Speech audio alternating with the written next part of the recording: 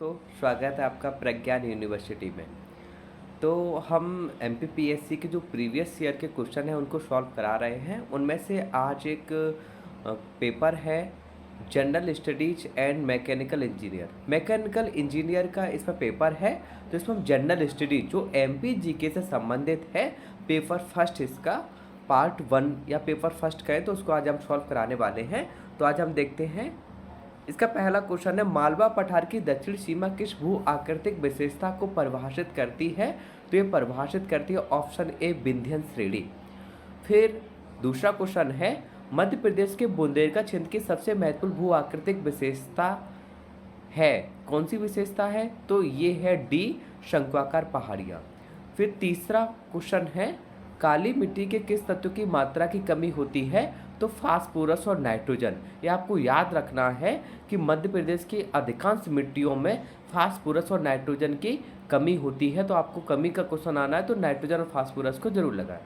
तो question number 4 है, मध्य प्रदेश में उष्ण आर्द्र पतझड़ वन किन जिलों में पाए जाते हैं? तो उष्ण आर्द्र जो पतझड़ वन है वो दक्षिणी भाग में बालाघाट, मंडला और शहडोल में पाए जाते हैं। इसका ऑप्शन बी सही है। पांचवा क्वेश्चन है, राजघाट बांध किस नदी पर बनाया गया है? तो राजघाट बांध बेतवा नदी पर बना है। इससे लाभान्वित कौन होता है? तो मध्य प्रदेश और उत्तर प्रदेश। छठवां क्वेश्चन है, बैंगा जनजाति मध्य प्रदेश के किन निम्न में से किन जिले में निवास करती है? जो बैंगा जनजाति का क्षेत्र है वो छिंदवाड़ा क्षेत्र है। फिर नेक्स्ट क्वेश्चन देखते हैं। 7 क्वेश्चन है, निम्न में से कौन सी मध्य प्रदेश की विशेष पिछड़ी जनजाति है? तो इसमें से आपको 4 ऑप्शन में से ऑप्शन ए सहरिया है, ये विशेष पिछड़ी जनजाति है। तो मध्य प्रदेश में 3 विशेष पिछड़ी जनजाति हैं, जिनमें बैंगा, सहरिया और भारिया, ये 3 है। फिर 8 क्वेश्चन देखते हैं, कोरकू जनजाति मुख्य रूप से पाई जाती है? तो इसका आंसर सही है बी, बैतूल में। फिर 9वां क्वेश्चन है, 2011 की जनगणना के अनुसार मध्य प्रदेश की कुल जनसंख्या में अनुसूचित जनजाति की संख्या का प्रतिशत है? तो ये ऑप्शन ए 21.09%। फिर 10वां क्वेश्चन है, सहरिया जनजाति मुख्य रूप से निम्न में से किस जिले में निवास करती है? तो सहरिया जनजाति निवास करती है शिवपुरी में। इसके अलावा अगर आपके पास ऑप्शन आएगा तो उत्तर के जिले कौन कौन से? इसमें ग्वालियर आ जाता है और शिवपुर आ जाता है, शिवपुरी आ जाता है, इन जिलों में। फिर 11 क्वेश्चन, निम्नलिखित में से कौन सी ई गवर्नेंस परियोजना मध्य प्रदेश सरकार द्वारा शुरू की गई? तो ये शुरू की गई है ज्ञानदूत। फिर है 12वां क्वेश्चन, डेटा भंडारण की वह विधि जिसमें लचीली सेल्यूलाइट जैसी सामग्री का एक लूप शामिल होता है जो डेटा को विद्युत चुंबकीय आवेश के रूप में संग्रहित कर सकता है, उसे कहा जाता है? इसमें टैप भंडारण ही होता है इकाई।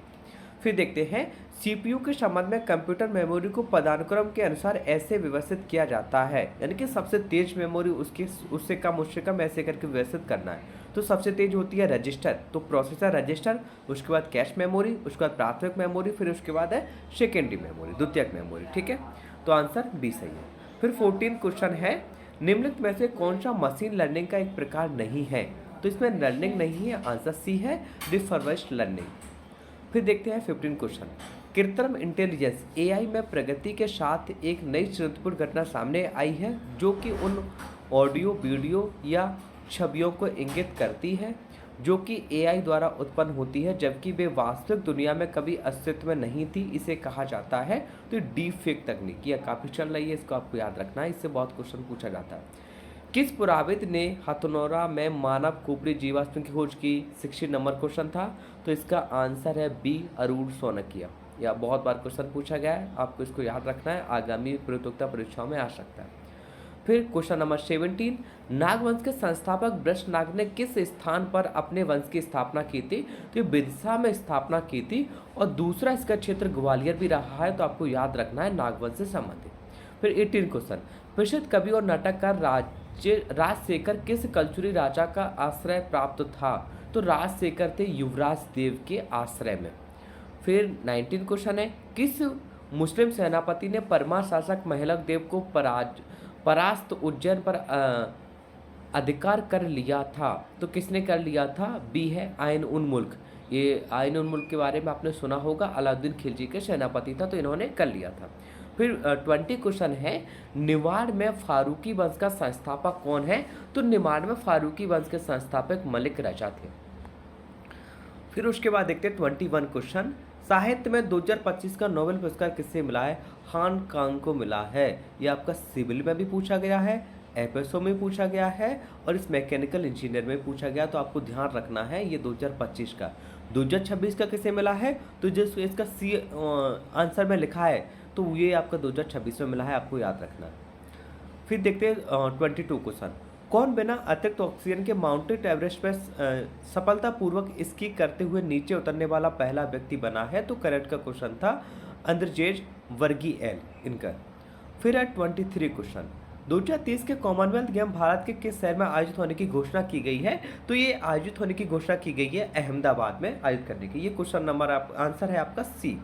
फिर देखते हैं सरग नरक या छः नामक उपन्यास के लेखक कौन है? तो ये उपन्यास लेखक जगदीश चंद्र जोशीला, इनको पद्मश्री मिला हुआ था, इसलिए यहाँ से क्वेश्चन एक बन गया।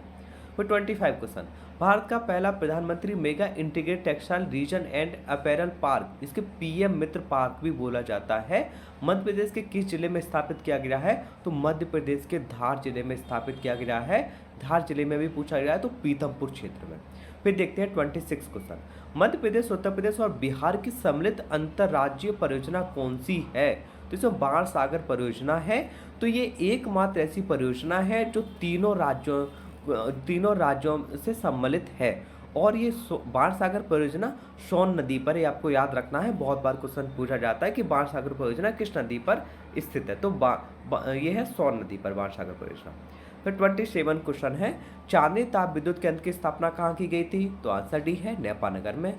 ठीक है, उसके बाद देखते हैं 28 क्वेश्चन है। अमरकंटक ताप विद्युत गृह किस क्षेत्र में है? तो अमरकंटक है आपका चचाई में। 29 क्वेश्चन है। 2011 की जनगणना से मध्य प्रदेश के नगरीय जनसंख्या का प्रतिशत कितना है? तो 27 से 29% तक नगरीय जनसंख्या है। फिर 30 क्वेश्चन है। निम्न में से मध्य प्रदेश का कौन सा जिला उत्तर प्रदेश और छत्तीसगढ़ दोनों के साथ अपनी सीमाएं साझा करता है? तो आपको देखना है ये सीमा साझा करने वाला क्वेश्चन है, तो इसका आंसर है बी सिंगरौली। फिर उसके बाद देखते हैं 31 क्वेश्चन है। मध्य प्रदेश पंचायत उपवन अनुसूचित क्षेत्रों पर विस्तार नियम 2022 पेशा एक्ट के किस नियम के अंतर्गत ग्राम सभा को कपट द्वारा अंतरित अनुसूचित जनजाति की भूमि की वापसी अधिकार है? तो आपका आंसर बी सही है, नियम 20। फिर 32 राज्य स्तरीय कुल जनजाति विकास अभिकरण जिसका नाम परिवर्तित कर कुल जनजाति विकास प्राधिकार कर दिया गया है, इसका गठन किस वर्ष में किया गया था? तो ये किया गया था 2012 में, आंसर डी सही है। फिर हम देखते हैं 33 क्वेश्चन। प्रधानमंत्री जनजाति न्याय महाअभियान पीएम जनमन 2 के अंतर्गत वर्ष 2024-25 में मध्य प्रदेश के कितने जिलों को लाभान्वित किया गया? तो इसमें लाभान्वित किया गया 28 जिले, इसका आंसर सी सही है।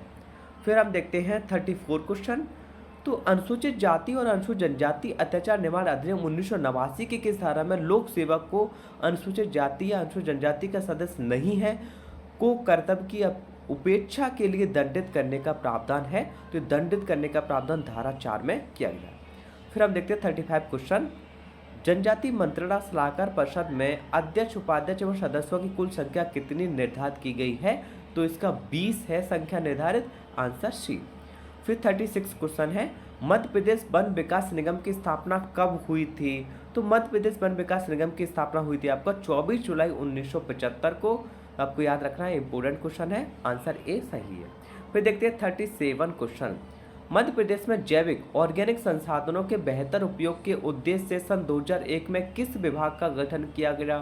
तो इसमें गठन किया गया है मध्य प्रदेश जैव प्रौद्योगिकी परिषद का गठन किया गया है, आंसर बी सही है।